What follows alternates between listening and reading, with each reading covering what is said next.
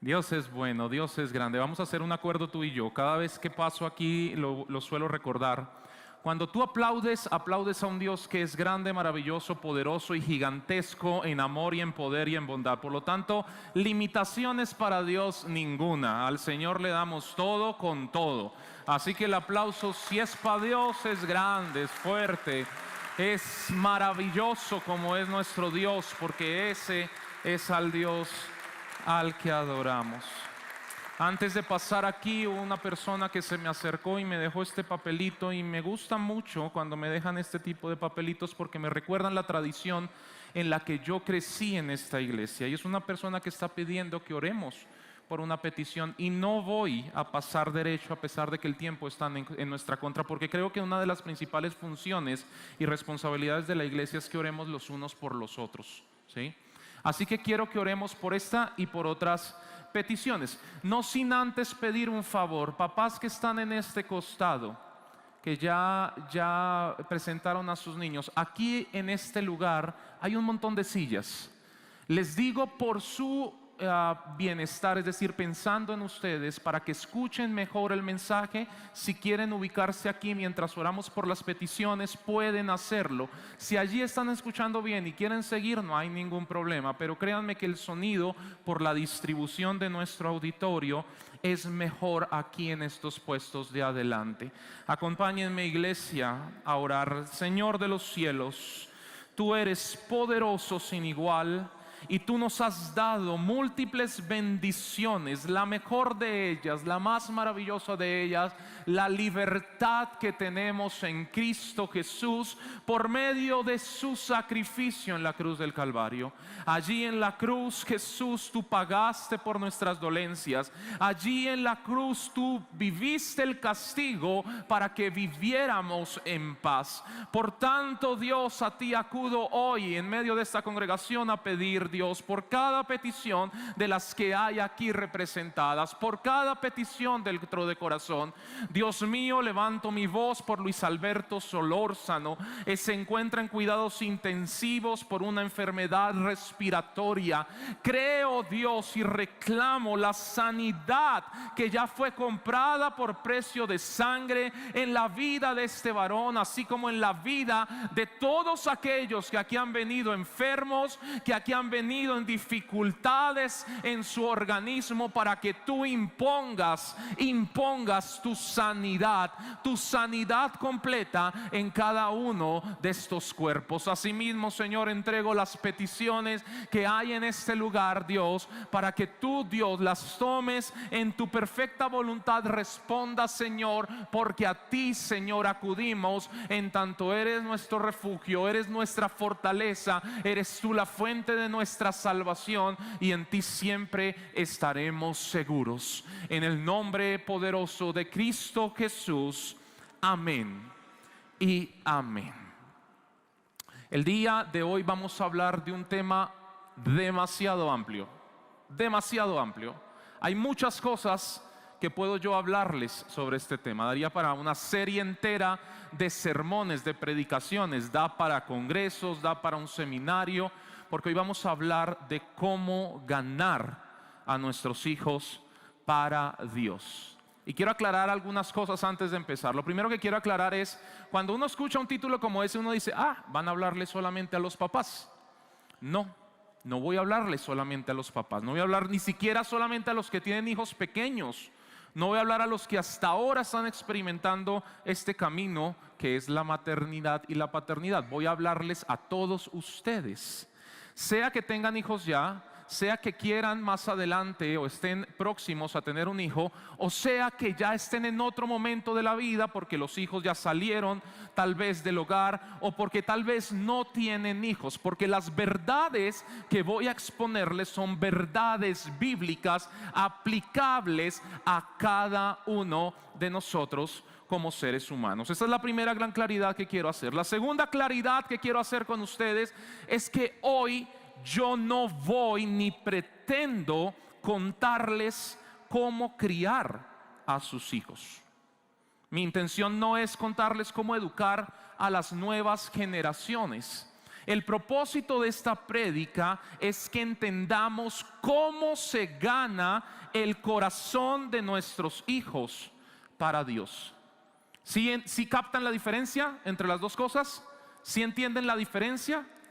Es decir, hoy no se trata de revisar ni cuáles son las herramientas ni cuáles son los métodos pedagógicos más efectivos para asegurar el éxito de nuestros hijos. Hoy lo que queremos es comprender la manera en que podemos asegurarnos que nuestros hijos se conviertan en discípulos efectivos de nuestro Dios. ¿Y por qué quiero dar este enfoque a este sermón? Porque yo soy un firme convencido y lo he vivido por experiencia propia en mi vida de lo que dice Mateo 6:33. Buscad primeramente el reino de Dios y su justicia, y todo lo demás vendrá por añadidura.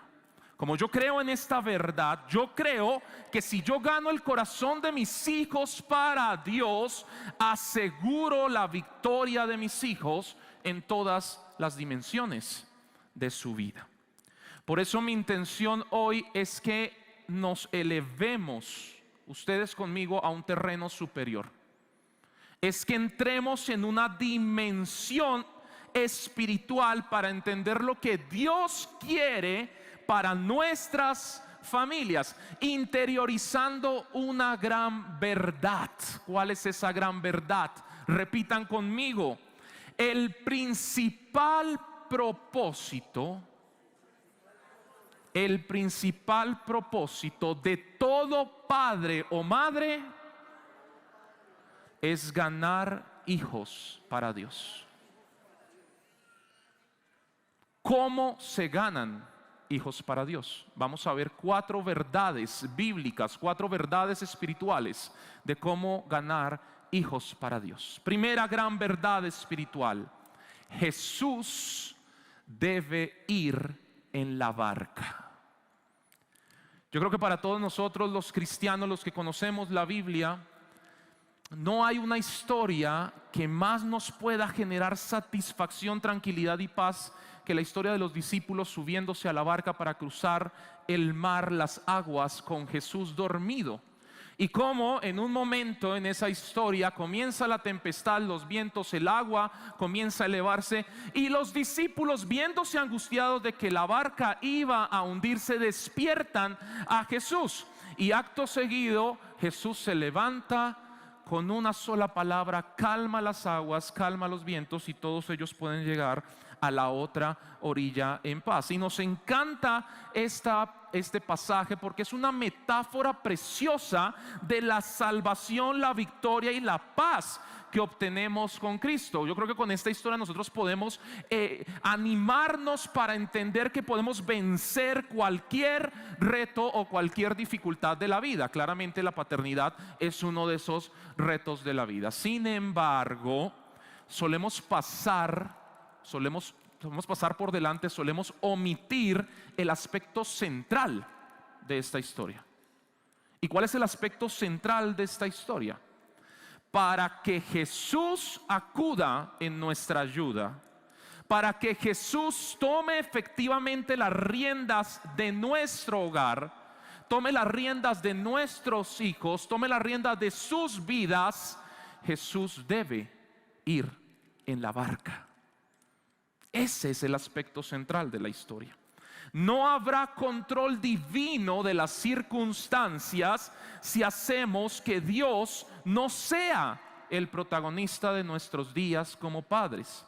El Salmo 127:1 es muy diciente respecto de esto. Si el Señor no edifica la casa, en vano trabajan aquellos que la edifican. La expresión en vano significa inútil, significa que no sirve para nada, que no tiene efecto alguno. En otras palabras, lo que nos quiere decir la palabra de Dios es que podemos pasar años de esfuerzos, de madrugadas, de trasnochadas, de lactancia, de dedicación permanente, de consejos sabios para nuestros hijos. Podemos pasar años invirtiendo en ellos, pagando colegio, pagando universidades, llevándolos donde tutores, donde mentores, y todo eso será inútil para garantizar la victoria personal de nuestros hijos si nuestra vida como padres no está en control de Jesús. ¿Por qué les digo esto? Porque, iglesia, no existe ningún manual humano, ni ninguna persona en este mundo que nos otorgue respuestas a todas y cada una de las situaciones que vamos a vivir como padres. No hay nada. De hecho, no hay ningún ser humano que pueda equiparnos para enfrentar todas las presiones, todos los retos, todos los problemas, todos los desafíos y pruebas que se van a vivir durante la crianza. Solamente la sabiduría divina del Señor, que nos es revelada mediante la oración, que nos es revelada mediante el entendimiento de la palabra de Dios, y solamente mediante la comunión en la iglesia es que podemos proveernos de las herramientas que necesitamos para formar hijos exitosos. ¿Por qué estoy tan seguro de lo que les estoy diciendo? Porque la mentalidad del ser humano es limitada. Nuestra opinión es falible, nos equivocamos todos los días. Todos los días erramos, y a pesar de que somos conscientes que nos equivocamos, a pesar de que somos conscientes que nos limitamos, a pesar de que somos conscientes que no tenemos todas las respuestas, solemos acudir primero a la red social de moda, al reel que está de moda, al reto o al trend que está en Instagram, al internet, al psicólogo secular, al mentor de turno, al que tiene la charla motivacional, al doctor que está de moda con los elementos más saludables en alimentación, antes que irle a preguntar a Cristo cuál es el propósito y el futuro que Cristo tiene para nuestros hijos. Y ojo que con esto yo no estoy satanizando todo ese tipo de información. Y con esto yo no estoy diciendo que eso sea malo. Hay que sin duda saber filtrar. Sin lugar a dudas, por medio del Espíritu Santo tenemos que ponerle filtro a toda la dimensión de información que nos está llegando hoy en día. Yo no estoy diciendo que eso sea malo. Lo que yo estoy diciendo, y el foco que quiero transmitir el día de hoy, es que ninguna de esas cosas es suficiente para responder con sabiduría, para responder con asertividad y para responder con victoria a todas las cuestiones que supone la crianza. La única fuente verdadera de victoria personal es Cristo. La única fuente de victoria personal en mi vida y en tu vida es Cristo. Y la única fuente de victoria personal de nuestros hijos es Jesús. No hay otra. El único mapa que guía al ser humano es la Biblia. Y solamente creciendo espiritualmente como padres podemos asegurar la realización del propósito de vida de nuestros hijos. Entiéndanme esto con mucho amor, iglesia. No podemos dar aquello que no tenemos. ¿Lo repites conmigo? No podemos dar aquello que no tenemos. No podemos pretender ganar el corazón de nuestros hijos para Dios si nuestro corazón está alejado de Dios. Dice Lucas 6:44, no se cosechan higos de los espinos, ni tampoco de las zarzas se extraen uvas. ¿Qué significa esto? Muy sencillo, no se cosechan frutos de Dios si el árbol no es de Dios. No se cosechan hijos de Dios sin padres de Dios. Por lo tanto, primera gran verdad, Jesús debe ir en la barca. Primero los padres, primero la solidez y la robustez espiritual de los padres. Segundo principio bíblico, ¿cómo ganamos el corazón de nuestros hijos para Dios? El principio de la crianza. El principal mandato, la principal responsabilidad de la crianza es la formación espiritual. Algunos podríamos pensar que la prioridad hacia nuestros hijos es que tengan una maravillosa formación académica o que desarrollen un deporte, que sean campeones en torneos de deportes, o que desarrollen un arte, o que desarrollen el gusto por un instrumento. Algunos tal vez pueden hacer foco en el desarrollo de hábitos efectivos o en el desarrollo de una alimentación saludable. Créanme, usualmente con los padres de compañeros de colegio de mis hijos que no son cristianos, me suelen dar todo un catálogo de prioridades muy distintas y muy disímiles sobre lo que ellos piensan en que deberían enfocarse para criar a los hijos. Y todo esto son maravillosas iniciativas, sin lugar a dudas. Maravillosas iniciativas que puede que le provean a nuestros hijos de cosas, herramientas con las que ellos puedan tener resultados positivos. Sin embargo, todos esos propósitos, todas esas iniciativas no pueden ser más relevantes que el mandato principal que tenemos como padres. ¿Cuál es el mandato principal que tenemos como padres? Está expuesto en el Salmo 78, en los versículos 2 al 7. Vamos a leerlos juntos. Dice el verso 2: en parábolas abriré mi boca, hablaré enigmas de la antigüedad que hemos oído y conocido y que nuestros padres nos han contado. 4, juntos. No lo ocultaremos a quienes, a sus hijos, sino que contaremos a la generación venidera las alabanzas del Señor, su poder y las maravillas que hizo.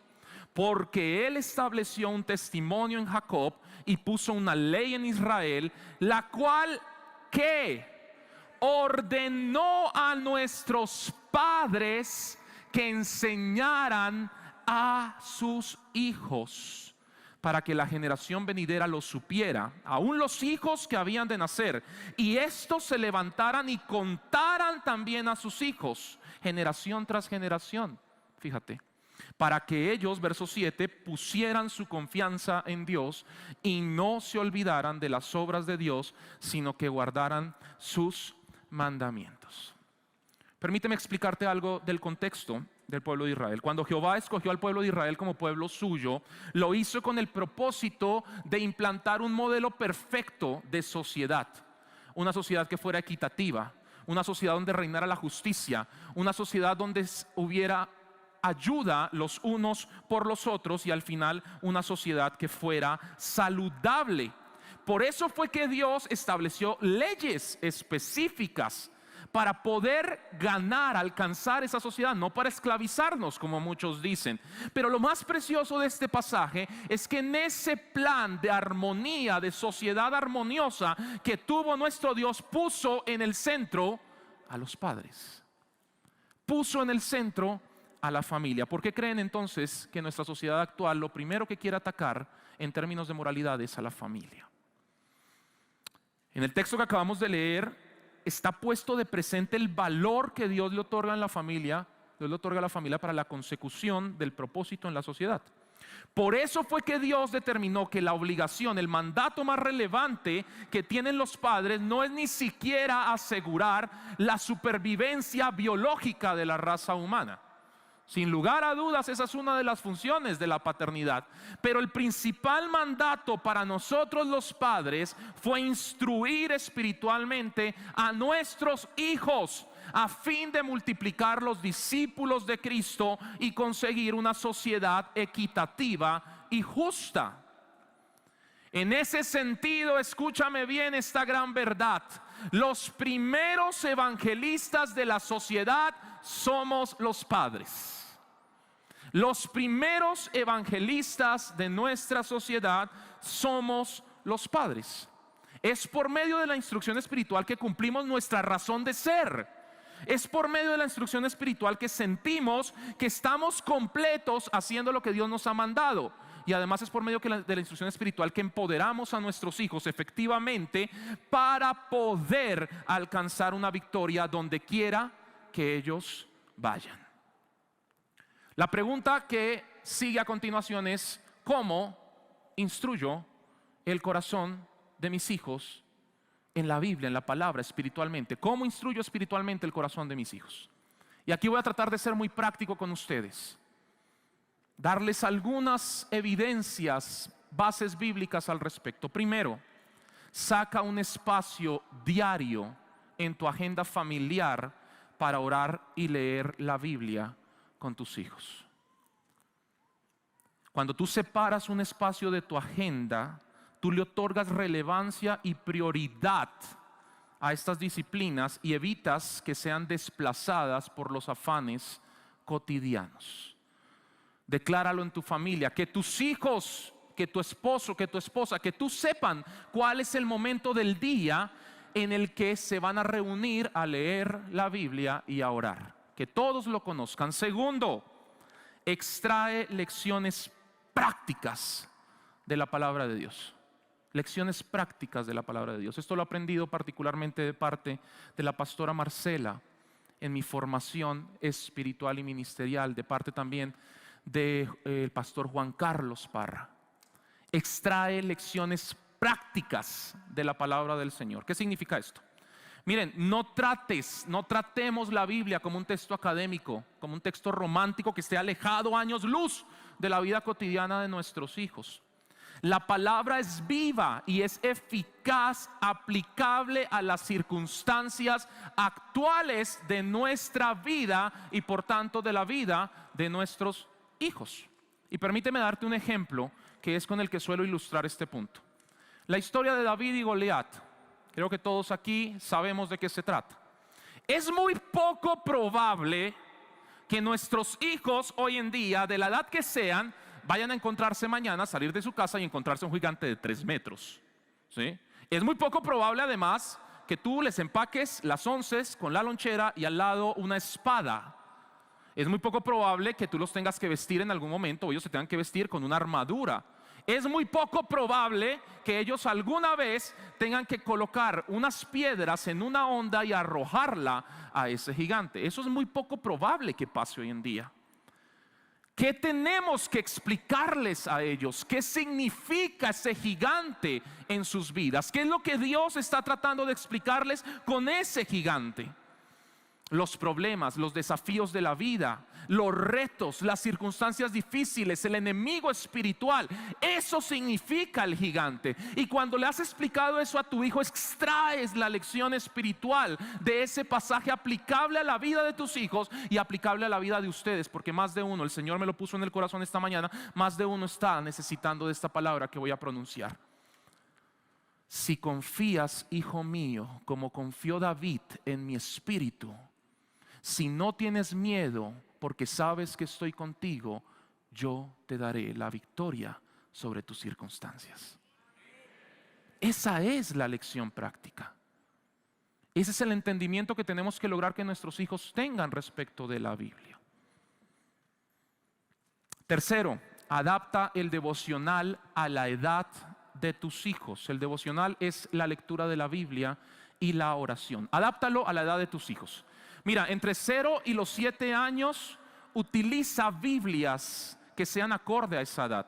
De preferencia Biblias que tengan imágenes, en las cuales los niños puedan entender el contexto de lo que está sucediendo. Ya a partir de los 7 años, entrégale a tus hijos, y confía en ellos, entrégale a tus hijos la Biblia en el texto escrito que tenemos. Trata de hacerlo con una versión que puedan ellos comprender fácilmente. Pero ojo con esto, papás.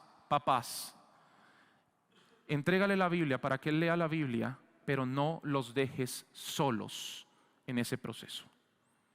Lee con ellos la Biblia y explícales aquellas cosas que ellos tal vez no entiendan. Ejemplo, esta semana nuestro devocional llegó a la Biblia, Luciana, mi hija menor, a una palabra dentro de la Biblia que a veces cuesta dificultad: bienaventuranza. Papá, ¿qué es bienaventuranza? ¿Qué es bienaventurados? Hija, bienaventurados quiere decir que les irá bien, serán benditos, tendrán provecho. Ah, ok, papá, ya entendí. Palabras como conscupiscencia. Tienes que saber explicarle a tus hijos conscupiscencia. Y ni quiero decirles a ustedes, eso será anécdota para otra charla, lo que generó en mi casa con mi hijo mayor cuando apareció la palabra circuncisión. Y cómo tuve que explicarle acerca de la circuncisión. No los dejemos solos en ese proceso. Cuarto, memoricen como familia pasajes de la Biblia. Impriman o escriban textos de la Biblia y péguenlos en las paredes de su casa. delante del Señor tengo que decirles, reconociendo mi error, ya le pedí perdón al Señor, por eso puedo pararme aquí a decirlo, que durante muchos años, no le di la importancia suficiente a este tema, a este punto en particular. No le di la importancia suficiente a la memorización del texto bíblico y sobre todo no le di la importancia suficiente, a pesar de que lo conocía y de que muchos me decían que era sabio hacerlo, de tener la palabra del Señor regada por toda la casa. ¿Cuándo comencé a darle la importancia del caso? Cuando lo viví experiencialmente en mi vida y vi el poder de la palabra del Señor en mis hijos.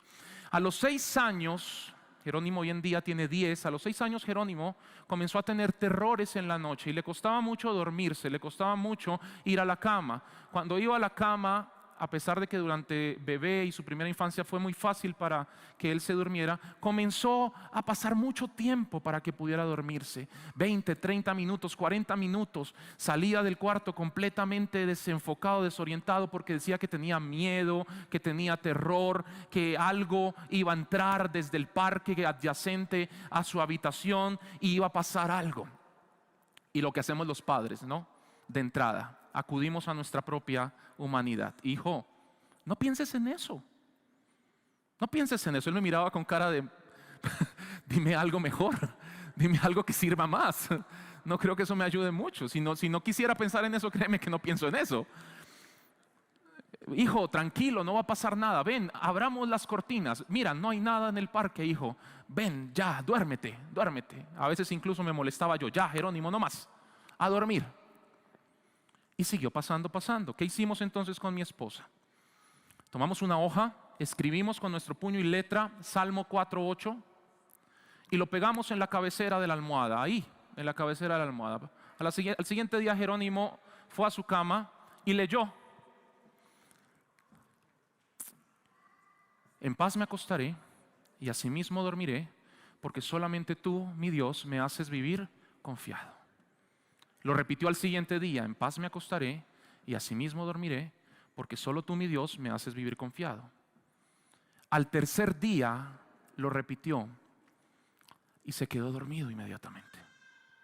Los no cristianos que me escuchan pueden decir: un acto de magia.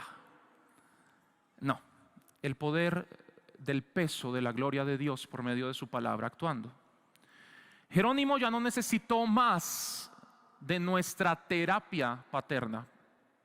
Utilizó la palabra del Señor y ahora que tiene 10 años sigue repitiendo todas las noches cuando se va a acostar ese mismo texto: en paz me acostaré, ese mismo día, porque solamente tú, mi Dios, me haces vivir confiado. Y ya lo utiliza en otro nivel, fíjate. Ya no lo utiliza porque tenga terrores al dormir, sino lo utiliza cuando sabe que al día siguiente tiene que afrontar una situación que puede resultarle angustiosa en su colegio, y para no perder la tranquilidad de su sueño, él dice: en paz me acostaré y asimismo dormiré, porque solamente tú, mi Dios, me haces vivir confiado.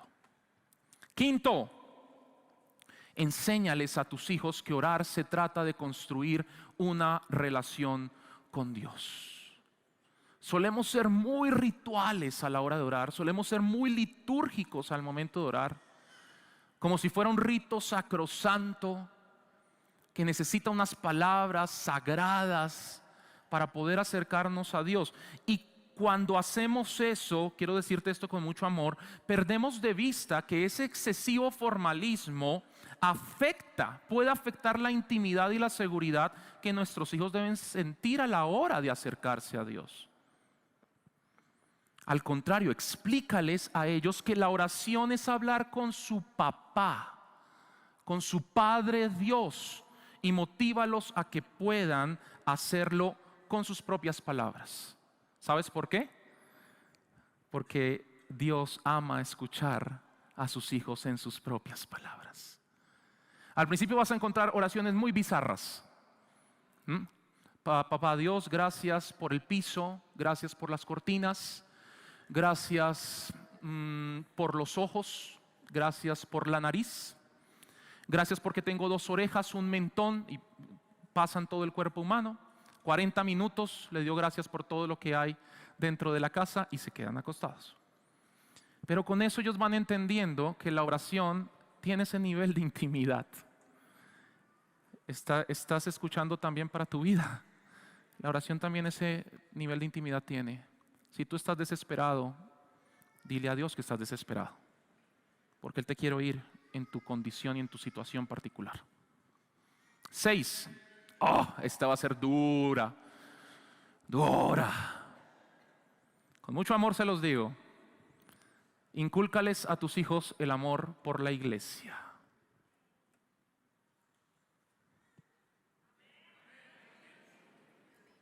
Para que nuestros hijos tengan el amor por la iglesia, lo primero que tienen que ver es que nosotros tenemos el amor por la iglesia. Es lo primero. ¿Sí? Si ven padres que no tienen ese amor por la iglesia, pues ellos no van a adoptar el amor por la iglesia. ¿Qué significa tener amor por la iglesia? Deben ver que nosotros nos congregamos sin falta y presencialmente. Dios mediante pueda en algún momento tener la oportunidad de hablarles a ustedes sobre lo que Dios ha puesto en mi corazón sobre esta verdad de la congregación presencial. Pero por ahora quiero decirles algo que es muy potente. Muy potente. Escuchen bien, iglesia. Los niños y en general los cristianos que se forman con un anhelo por la casa de Dios son niños que resisten más fácilmente las doctrinas y engaños del mundo porque crecen con un sentimiento de seguridad y autoestima superiores al hacer parte de una comunidad que valora sus creencias. De otra parte, los hijos que aman su iglesia tienen un mejor terreno para el crecimiento espiritual y para el desarrollo del carácter cristiano, porque sus amistades cristianas refuerzan sus convicciones y les previenen en mayor medida de la influencia secular de las amistades no cristianas. Y por último, todos los que participamos activamente en la iglesia desarrollamos habilidades y talentos que difícilmente desarrollaremos fuera de la iglesia. Es decir, digan conmigo fuertemente, ojalá estén en las pantallas, si no escúchenme, la iglesia es un potenciador de desarrollo personal.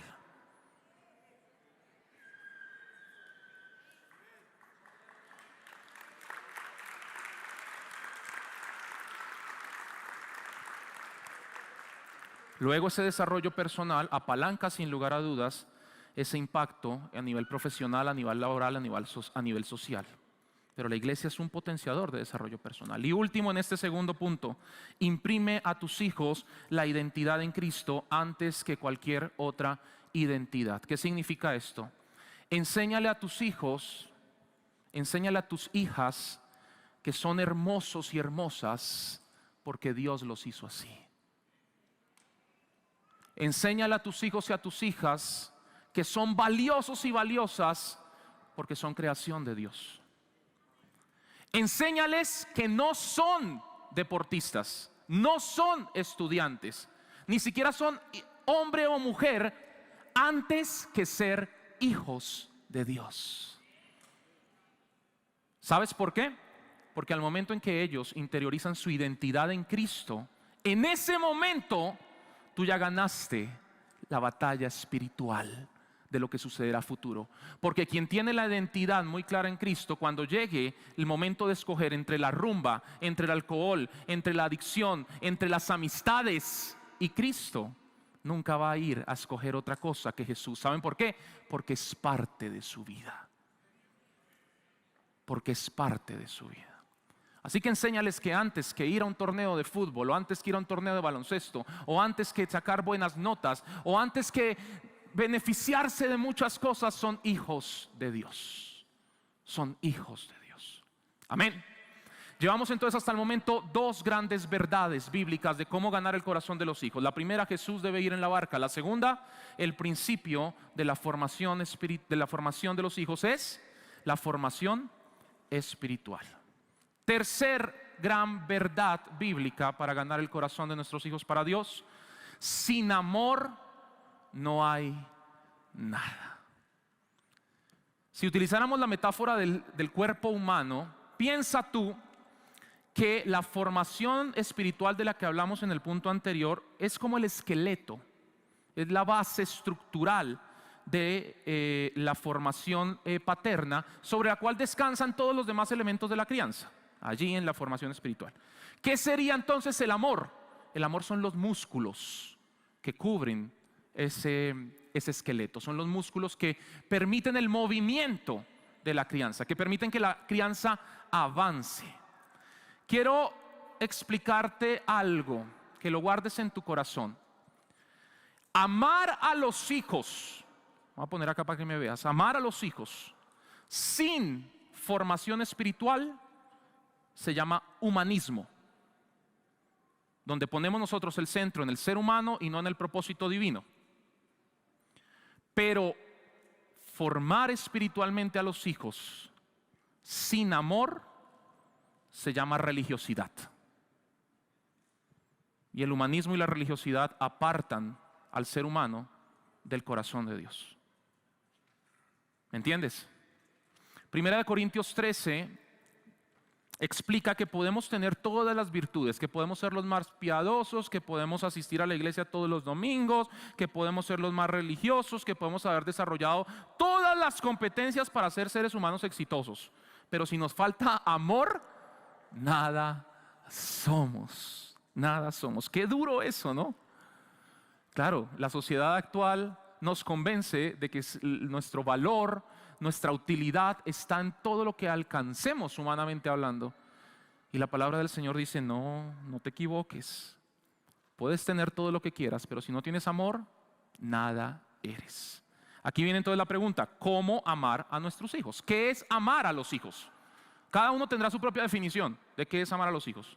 Yo les traigo 4 particulares que trae la Biblia. 4. Primero, amar a los hijos es amar conforme lo dice Primera de Corintios 13, 4 al 8. Amar a los hijos es amar conforme Primera de Corintios 13, 4 al 8. ¿Cómo es el amor de un padre? Bíblicamente hablando, digan conmigo, el amor es paciente, el amor es bondadoso. El amor no tiene envidia, el amor no es jactancioso, el amor no es arrogante, el amor no se porta indecorosamente, no busca lo suyo, no se irrita, no se irrita. Trae a tu memoria todas esas veces que has querido zarandear a tus hijos, que te han llevado hasta la paciencia. Eso no me pasó a mí, yo jamás excedí la paciencia de ustedes, ¿verdad? En nuestra casa somos 3 hermanos, creo que ustedes lo saben, y hay uno de los 3 que siempre le recuerdan en cada anécdota, en cada historia con amigos, que fue el que recibió más castigo, que fue el que recibió más vara por lo pícaro que era. Adivinen quién era. El amor no se irrita, es decir, cuando vayas a reaccionar porque tu hijo te está llevando a eso, tienes que entender, yo no debo igualarme al nivel de ira de mi hijo, no me irrito. Y ahorita más adelante vamos a hablar de cómo corregir. El amor no busca lo suyo, no se irrita, no toma en cuenta el mal recibido, es decir, no le estoy recordando a mi hijo todos los pecados que hizo la semana pasada, el día anterior, el mes anterior, el año anterior. El amor no se regocija de la injusticia, sino que se alegra con la verdad. Y lo más precioso, el amor todo lo sufre, todo lo cree, todo lo espera, todo lo soporta, porque el amor nunca deja de ser. Eso es amar a los hijos. Eso es amar a los hijos. ¿Qué más es amar a los hijos? Amar a los hijos es expresar el amor mediante gestos, mediante abrazos, mediante caricias, mediante amor físico, demostración física y verbal. Decirles te felicito, lo hiciste muy bien, estoy orgulloso de ti, ven te doy un beso. Así no les guste, apriétalos, bésalos. El otro día Jerónimo me salió con ese cuento. Oh papá, es que no me gustan los besos. Pues te fregaste, hijo, porque a mí me encantan.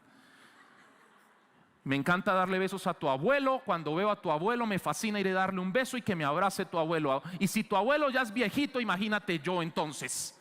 Te voy a dar besos todo el tiempo. Abrázalo, apapáchalo al hijo. Aquí quiero decir algo. Algunos de ustedes, sobre todo hombres, esto es muy difícil, sobre todo en el sector masculino. Algunos de ustedes o algunas de ustedes podrían pensar, no, es que yo no estoy capacitado para eso porque es que mi papá nunca fue así conmigo. Porque es que mi mamá nunca fue así conmigo. Yo no sé cómo dar amor, no sé cómo demostrarlo. Así te dé la razón, Daniel, no sé cómo hacerlo. Quiero decirte 3 verdades a ti que me escuchas si estás sintiendo eso. La primera, tú eres hecho y fuiste hecho a imagen y semejanza de Dios. Y dice Juan 4, Dios es amor. Si Dios es amor y tú compartes las características de Dios, estás capacitado para amar. Segundo, en el momento en que tú recibes a Jesús en tu corazón como Señor y Salvador, Él renueva tu vida, te hace nueva criatura y por tanto puedes vivir de las bendiciones de estar en Cristo. Una de ellas, amar. Amar. Y tercero, tienes el mejor ejemplo de padre que puede haber, el Padre Celestial que te dice todos los días: yo te amo, así como estás, estoy contigo. Y si acudes a ese modelo de Padre Dios, puedes amar a tus hijos conforme ese modelo del Padre Dios. Tercero, amar a los hijos es cercanía y dedicación en tiempo, en cantidad y calidad. Es darle tiempo a nuestros hijos. Pero es que tengo mucho trabajo. Siempre vas a tener trabajo. Se lo decía yo a las personas de los diferentes equipos que he liderado profesionalmente. El trabajo es algo que nunca se agota. El trabajo siempre va a existir, se va a renovar día a día. Siempre vas a tener trabajo que hacer. Este tiempo es también para dedicarlo prioritariamente a tus hijos. Y en esto quiero decirles algo. En este momento, el mayor enemigo de la dedicación en tiempo de calidad y cantidad a nuestros hijos no es el satanismo, no es la ideología de género, no es el aborto, no es el feminismo, no es el secularismo. El mayor enemigo que tenemos los padres para poder pasar tiempo de calidad y cantidad con nuestros hijos es este aparato. Es este aparato. Y perdóname la gravedad con la que lo estoy diciendo, porque es absolutamente esencial que me lo entiendas. Ojalá, Pastor Silvio, Pastor Gillo, que me están escuchando, haya un momento en una prédica, en este culto, en el que podamos hablar nosotros sobre cómo se debe administrar correctamente el uso de la tecnología. No solamente en nuestros hogares, sino con nosotros mismos. Pero hay estudios, simplemente les anticipo esto, hay estudios claros que establecen que cuando un niño ve a su papá o a su mamá con un celular, inmediatamente se crea una barrera, un muro psicológico en el niño, porque el niño interpreta que su papá tiene un interés en algo externo que no es él. Y por tanto evita la cercanía. Es que nos pasa a nosotros. Si yo estoy hablando contigo siendo adulto y tú estás manejando el celular, te voy a decir algo. Yo me voy a desinteresar de ti, de lo que me estás diciendo, porque creo que tú estás entonces con una prioridad diferente a estar hablando conmigo. Mucho cuidado con eso, papás. Cuarto, amar a los hijos es corregirlos. Añañay. Pero es que resulta que el cuarto punto es en sí una gran verdad de cómo ganar el corazón de los hijos para Dios. Así que vamos a ir a la cuarta verdad. Tenemos: Jesús está en la barca. Tenemos el principio de la crianza, es la formación espiritual. Sin amor no hay nada. Y cuarta verdad bíblica de cómo ganar a nuestros hijos para Dios. Cuarta, la corrección es necesaria. La corrección es necesaria. Algunas personas se han acercado a mí en algunos momentos y me han preguntado: Daniel, ¿cómo se debe corregir a los hijos?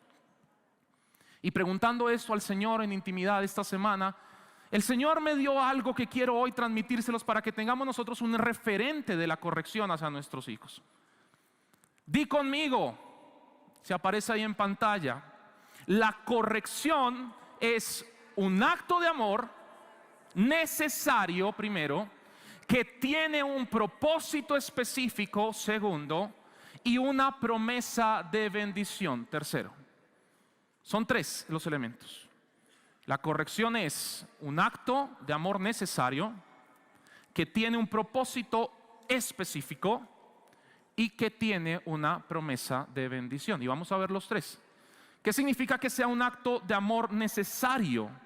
El libro de los Proverbios es especialmente claro y directo al respecto. Dice Proverbios 3:12: Jehová al que ama castiga, como el padre al hijo al que quiere.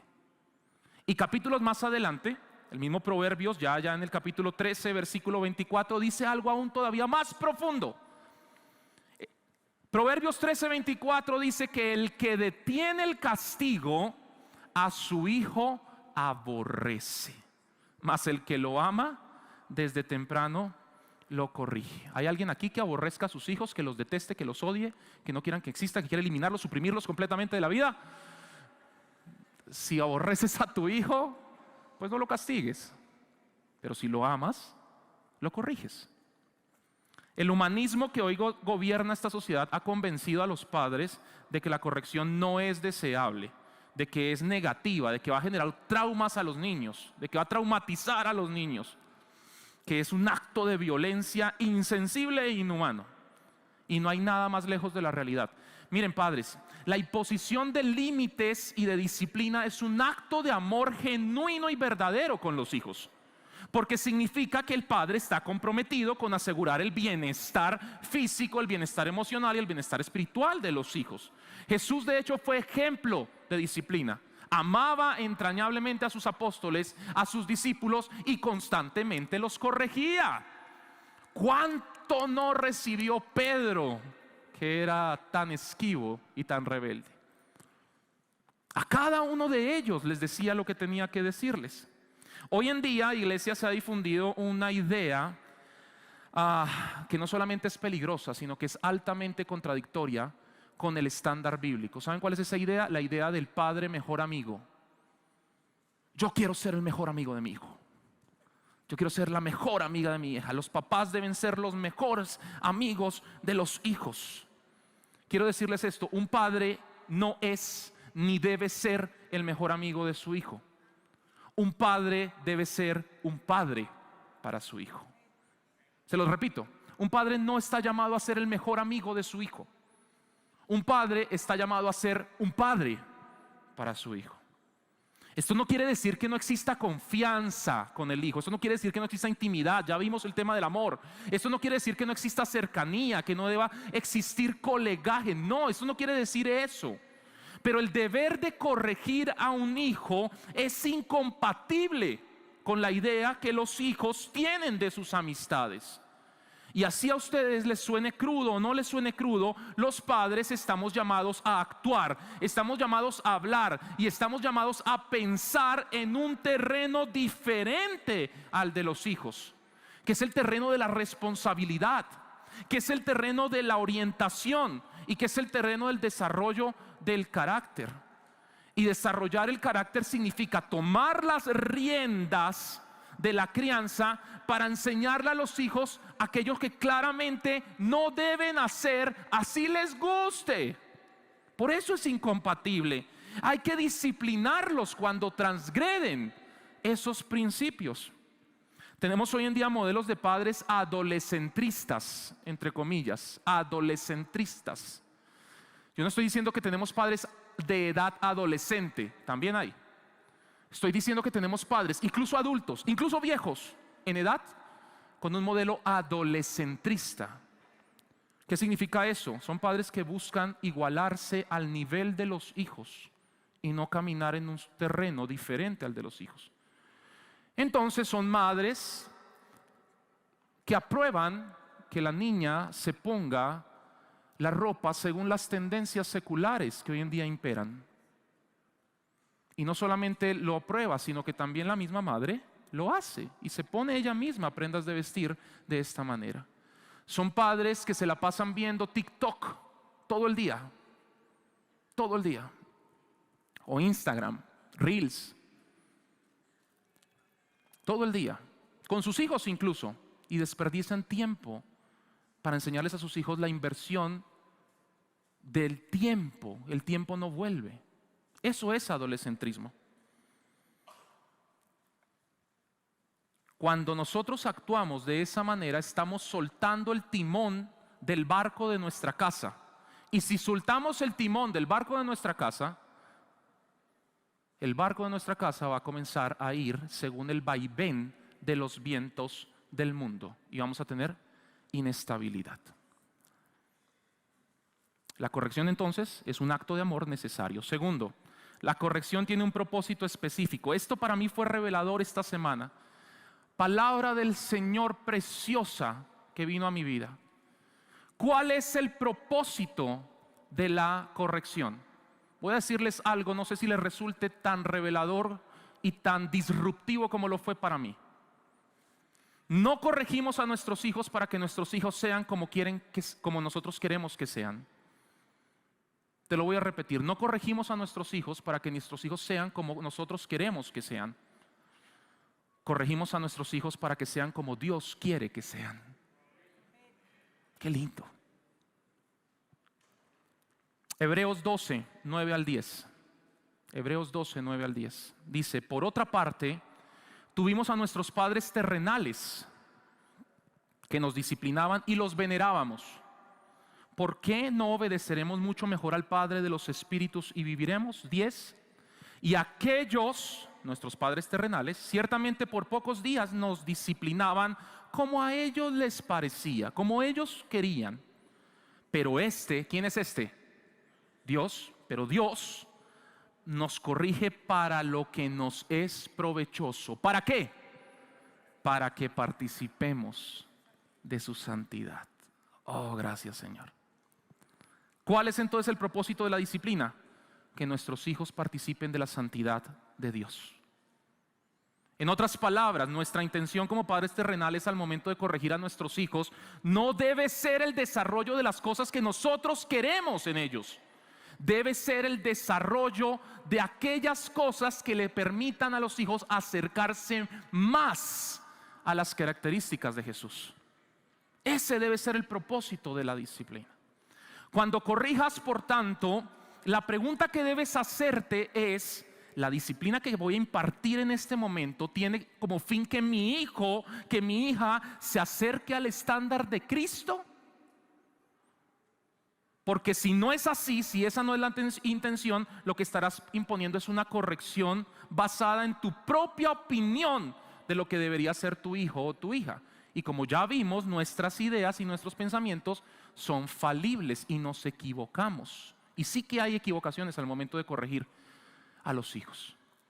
Puede resultar obvio, pero quiero igual recordarlo el día de hoy. Es importante que entendamos que la corrección no debe hacerse con violencia, ni debe hacerse con ira. La corrección no debe tener un ánimo revanchista, vengarme de mi hijo porque hizo esto que estaba en contra de lo que yo quería. La corrección tampoco debe tener una intención de dominio sobre mis hijos, porque es que mis hijos no son míos, tus hijos no son tuyos, son de Dios. Dice Proverbios 19:18, castiga a tu hijo en tanto que hay esperanza, mas no se apresure tu alma para destruirlo. Cualquier disciplina que se aplique sin amor destruye el corazón del hijo. Y en algunas ocasiones incluso puede llegar a ser maltrato, legalmente hablando. Y por último, la corrección trae consigo bendición. La corrección trae consigo bendición. Lee conmigo Hebreos 12, verso 11. El pastor Gillo hace 8 días tocó este versículo. Dice la palabra del Señor: es verdad que ninguna disciplina al presente parece ser causa de gozo, sino de tristeza, pero después da fruto apacible de justicia a los que en ella han sido ejercitados. ¿A quién le gusta que lo castiguen? ¿A quién le gusta que lo regañen? ¿A quién le gusta que lo corrijan? ¿A alguien aquí le gusta? A mí no me gusta. Aún hoy en día tengo 38 años de edad y cuando mi papá y mi mamá me jalan las orejas por algo, no me gusta. No me gusta. Me da mal genio, me enojo. Algunas ocasiones me causa tristeza. Hoy en día ya llegamos a esa época de la madurez de la vida de una persona en que ya también me regaña mi esposa, me regañan mi hermana, mi hermano y además me regañan mis hijos. Y no me gusta. pero la corrección es necesaria, ¿cierto? Si tienes un hijo adolescente, es más, miembros del equipo de adolescentes y de jóvenes que me escuchan, al adolescente hay que decirle lo que está mal. Va a reaccionar porque su edad así lo establece, pero hay que decírselo porque lo amas. Ahora, si bien no nos causa alegría en ese momento, dice la palabra del Señor, para ti, papá, que me escuchas, y para ti, cristiano, que me escuchas, que así no nos guste la corrección y nos cause tristeza, después esa corrección da para nosotros, trae para nosotros un fruto apacible de justicia. Y la palabra justicia en la Biblia significa aprobación, significa sendero correcto, significa que las cosas irán bien. Eso significa la palabra justicia. En otras palabras, la disciplina que se coloca, se imparte sobre nuestros hijos en amor, asegura un fruto de victoria, asegura un fruto de éxito y asegura un actuar correcto de los hijos que garantiza que les irá bien en la vida. Ah, qué lindo. Ponte de pie ahí donde estás, por favor.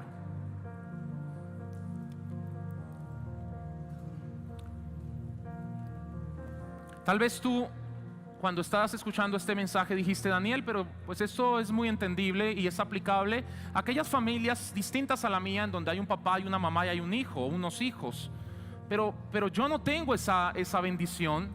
Mi hogar tal vez tiene otras características muy distintas y disfuncionales. Para aquellos que piensan eso, quiero decirte lo siguiente: las promesas del Señor no dependen de tu situación y condición familiar. Las promesas del Señor dependen de tu corazón. Si aceptaste a Jesús en tu corazón como Salvador, Él viene y salva, y te salva en tu condición particular. Seas viuda, seas viudo, separado, en unión libre, formaliza tu situación delante de Dios y está en unión libre para que haya bendición en tu casa. Pero sea la situación que sea, te digo, Dios el día de hoy te está hablando para que actives esto en tu hogar. Algunos de ustedes tal vez me pueden decir: Daniel, lo que pasa es que eso que estás diciendo es muy aplicable para aquellos que tienen niños pequeños. Aquellos que presentaron hoy bebés, están a tiempo para poder hacerlo. Pero mis hijos ya son grandes, ya son adultos. ¿Qué puedo hacer? No lo hice en su momento. Yo te digo, la palabra del Señor es viva y eficaz, más cortante que espada de dos filos. Lo que pase desde el día de hoy es tu responsabilidad, porque ya escuchaste la palabra del Señor. Pero entrega eso en las manos de Dios, porque apenas actives todo esto en tu vida, con tus hijos, así sean grandes, inmediatamente el Espíritu Santo de Dios desciende, se mueve, transforma, rompe lo que deba romper, derriba toda fortaleza y actúa en victoria en tu familia. Y tercero,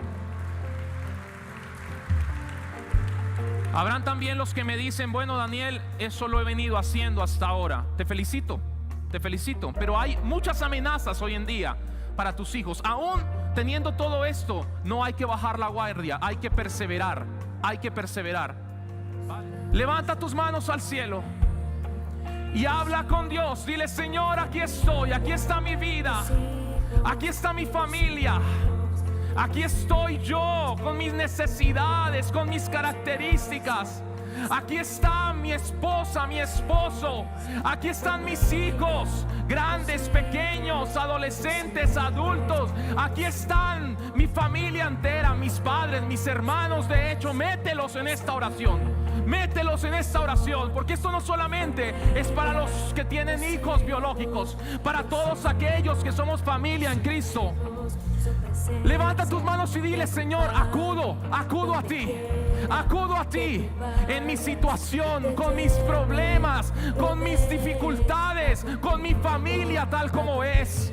Tal vez me equivoqué, tal vez no hice lo que tenía que hacer en el momento apropiado, en el momento oportuno, pero pero tú me salvas, pero tú me salvas y salvas mi casa, pero tú me salvas y salvas a mis hijos, pero tú me salvas y salvas mi familia. Así me sienta yo culpable por lo que pasó. Así me sienta culpable porque mis decisiones me llevaron a destruir el corazón de mis hijos. Hoy acudo a ti para que restaures mi relación, para que restaures la relación con mi hogar, para que restaures la relación con mi familia. Hoy acudo a ti porque puedes salvar. Hoy acudo a ti porque puedes liberar. Hoy acudo a ti porque puedes darme victoria. Levanto mis manos y declaro bendición. Declaro bendición en este lugar.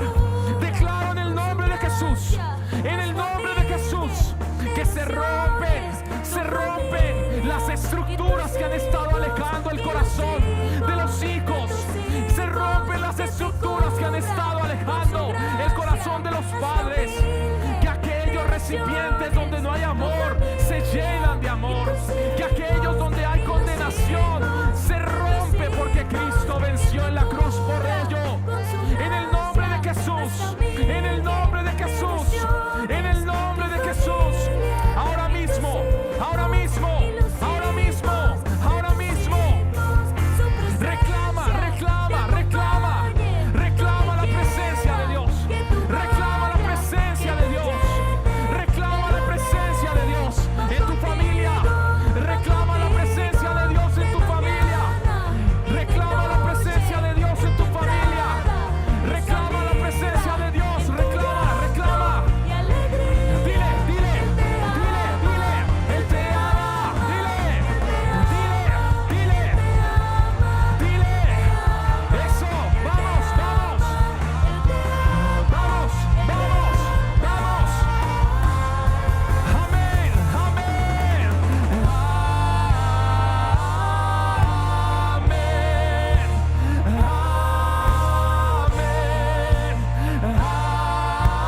amén. Dilo, dilo, dilo.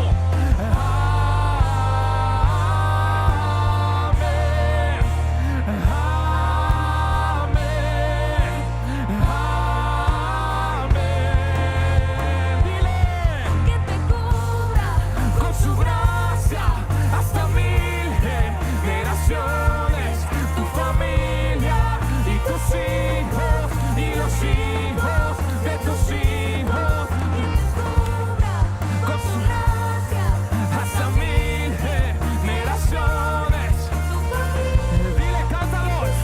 Dile, y los hijos de tus hijos su presencia te acompañen en tu entrada. donde quiera Que tú vayas, te sostiene, te rodee, va contigo en tu entrada y salida, en tu entrada y salida, en tu llanto y alegría. Vamos, Él te ama, Él te ama, Él te ama, Él te ama, Él te ama, Él te ama, Él te ama, Él te ama. Amén. Amén.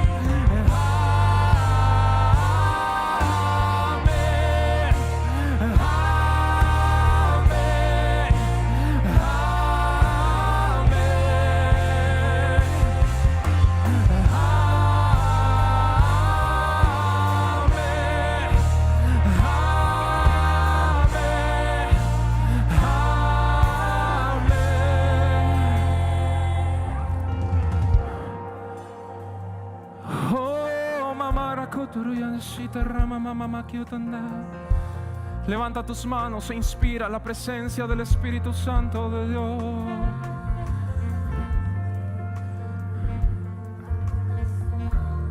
Si tienes a tus hijos ahí a tu alrededor, si tienes a tus hijos, ve y los abrazas y oren juntos. Empecemos por hoy, empecemos hoy. Ora con ellos ahí donde están. Si tienes cerca a tu papá, a tu mamá, a tu hermano, acércate a ellos y ora con ellos, ora con ellos, ora con ellos. Esto empieza desde ya. Esto empieza desde ya. Esto empieza desde ya. Ora por ellos, ora. Dile aquí.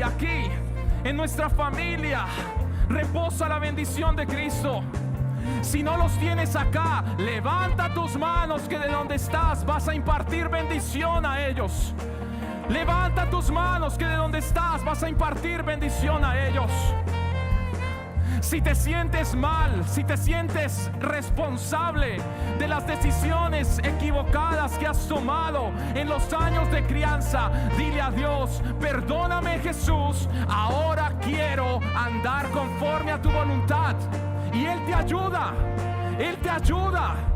créeme, Él te ayuda porque Él no desampara. Dice su palabra que Él no desampara. Aunque mi madre y mi padre me dejen, con todo Jehová me recogerá.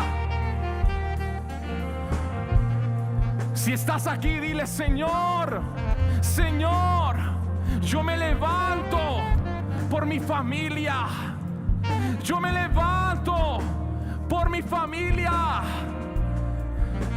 Esta ya es una oración general para todos aquí. Levanten su voz por las familias de esta iglesia.